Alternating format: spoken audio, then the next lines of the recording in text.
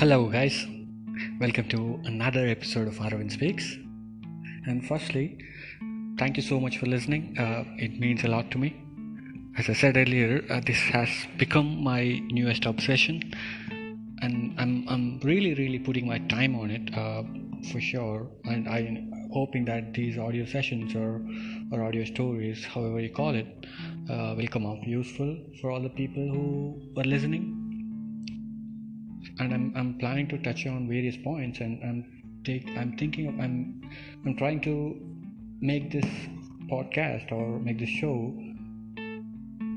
Basically, I'm trying to touch on various points that will come off useful for the younger crowd, as well as the people my age, people who are trying to build a team, or trying to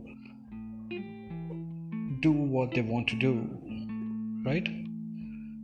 I really felt that reading out Radical Candor loud was important. Because I've been a reader for a long time now. I definitely read books, and I kind of like reading. I like to listen to audio stories, and I like listening to podcasts. I do listen to podcasts, most of you all know. But for this particular book, I felt like there is a need for me to read out Radical Candor loud. Maybe because of the people around me, or maybe because of people I'm making friends with. For them, it felt like there is a definite need for me to choose a book, read it out loud. That's why I'm doing it. But to be honest, this isn't similar to me reading any of the books before. This isn't no similarity, or not equal to any of them. When I thought of reviewing Radical Candor, I actually thought it'll be an easy job, because I do read books. I talk about books with the people around, with some of my friends. But again, when I started off reading this book, I was kind of, I won't say shocked, but again, I was kind of felt like I'm doing something bigger than me, right? Because when I started off listening to Radical Candor, I felt there was so much of helpful, informative, and guidance throughout the book. So what I'm trying to say is, this book was kind of heavy for me personally, and to come up with a review, leaving my insights, or giving a brief about this particular book was really not easy.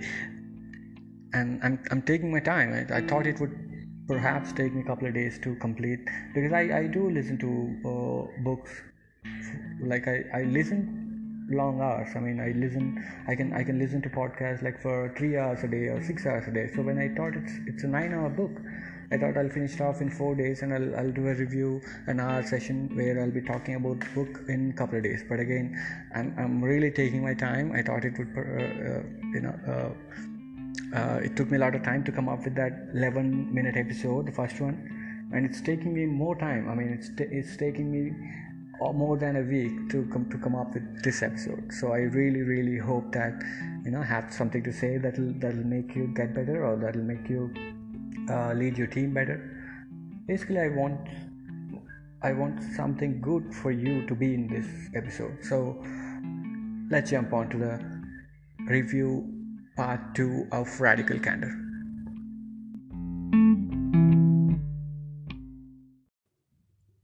So in chapter 4, the author Kim Scott talks about the opportunity she got to work with 10 of the world's best diamond cutters, right?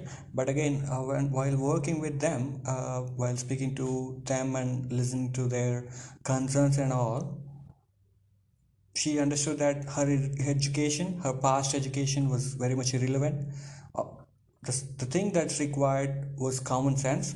Her common sense was the most required thing to actually do the business with these 10 of the world's best diamond cutters, more than her education.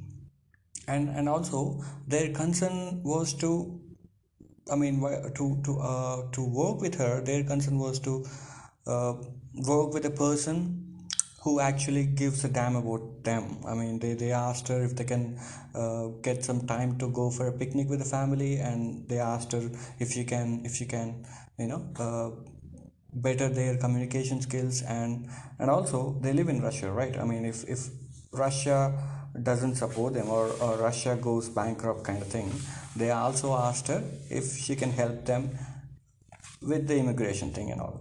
So she okayed. I mean, she said okay to all of them. Basically, she understood that these people uh, wants a leader who actually gives a damn personally. The best suggestion out of this chapter, one of the best suggestions was to, whenever you're working, wherever you're working, it's bringing your whole self to work matters. I mean, that's the only thing that makes a difference. So bringing your whole self to work makes you get better at your craft. I mean, grow in your craft. So always try to bring your whole self to work. As a boss, she also has something to say about being the boss. So when you are the boss, you generally care about your employees most of the times. I mean, you will have to care about them personally as well, and you actually care about them, and they hate you. Yes, she said that. So you'll have to be ready to get ready to get hated, I would probably say, by your employees. But again, it's part of the game. Being a boss, you will have to you will unintentionally piss people off. So you will have to be able to deal with, people not liking you at all. Some of your employees, you care about them, and but still they might not like you. And the big one great important thing as a boss you should do is, embracing conflict. So you'll have to get equipped. How you know it, how you do it, I'm not sure. I never been a big boss. I mean, I led few people, but again, I never really experienced it, to be honest. I mean, embracing a conflict, I mean, if there is a conflict, you will have to embrace it. You'll have to probably deal with it in a way that'll give that situation a better result, so that you can all move ahead. So you will come across anger. I mean, you will see people who are angry, as well as you will get angry, annoyed at sometimes. So you'll have to understand that anger is universally human. It's a human emotion. It's fine if sometimes you get angry. Radical candor as a whole includes caring personally. Basically, the book suggests you to, also tells you that shouting is good and not rude. And she also has her explanation in chapter 4. And if anyone gives you a challenge, that simply means that they respect you. Doesn't look so, I mean, doesn't feel so, but again, if it actually makes sense. If anyone is giving you a challenge, if your boss is giving you a challenge, that basically means your boss do respect you. And this book is all about how to lead better. And one of the ways to do that is, if you're the boss, you will have to really, really care about your employees personally, and you should be able to challenge them directly. So that'll lead them to a better place, making you a good boss. So in the same chapter, probably next chapter, I don't really remember it. She also says, get, give, and encourage guidance. First of all, Kim Scott is a kind of big name, right? I mean, she led teams at some of the top big companies in the tech world. She lives in Silicon Valley, and she led teams in Silicon Valley. And in this chapter, basically, she explains how the work environment was like through her lens in those big companies, like how the issues were dealt with in those organizations, and like how the feedback was given. And she herself admits that she has 3 failed startup attempts giving first timers the much needed courage. Like when you talk about failures, when you're such a big name, and when you really talk about your failures, you are somewhere giving courage to younger people to actually try and do something bold, something you believe in, irrespective of uh, fearing about failure, right? So overall, it's been a good chapter.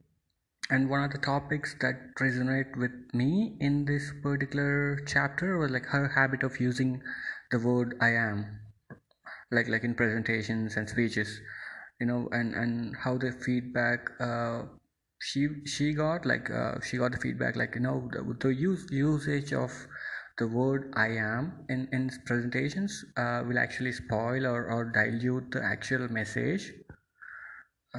That's kind of pretty much I think so as well. But again, now I very much use the word "I am" in my episodes as well, because that's kind of my true narrative, I would probably say, because there's no one else making me do these podcasts or social media stuff. I kind of like it. I believe it, and that somehow became my craft, my way of making money as well. It depends on I and I like it. And for me, that's accountability and not stupidity to use the word "I am" because I'm doing it. And she has given the explanation to the book cover in the same chapter, where the 2 by 2 graphical presentation of radical candor, the x-axis y-axis kind of presentation, which sits on the cover page of the radical candor book as well. So, to simply put, radical candor is a way of doing things. It's not a trait, human trait, or so it's a way of doing things, according to her. Basically, radical. It says, the book says, you will have to care about your employees personally, and also challenge them directly to actually get better results, to lead better. If you do one or the other, it still leads to not so worthwhile things. Like she says that if you only care personally and don't challenge your employees directly, it leads to ruinous empathy, something not good. And if you only challenge them directly and don't really care about them, it's basically manipulative insincerity. And another thing, you challenge them directly and you care personally, that's radical candor. And if you don't, sorry, I messed it up. I'll come back again. So if you care about them, if you care about your employees personally, and if you really challenge them directly, that's radical candor. And if you only care about them personally and don't really challenge them, that leads to ruinous empathy. And if you only challenge them directly and don't really care about them personally, that's obnoxious aggression. I mean, when you challenge them and not caring about them, that's aggression. That's not radical candor.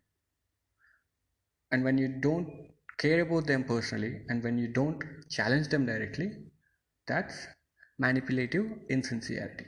So those three things are not a good way to lead, and that's very much that'll be useful if you want to be a successful uh, team lead, or if you want to lead people successfully, right? So that's all for this chapter. That's all for this episode. I mean, I hope you really got something that's useful.